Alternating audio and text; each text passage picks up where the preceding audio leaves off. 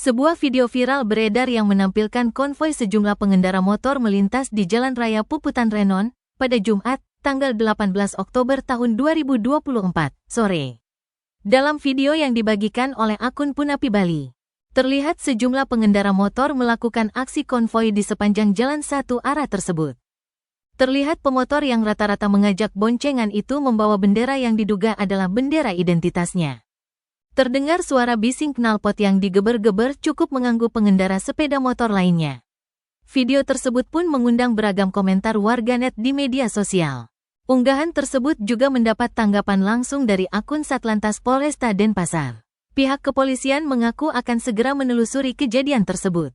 Pihaknya juga menghimbau kepada masyarakat untuk tertib berperilaku di jalan agar tidak mengganggu kenyamanan pengguna jalan lainnya. Bagaimana tanggapan kalian terkait aksi konvoi tersebut? Tulis di kolom komentar.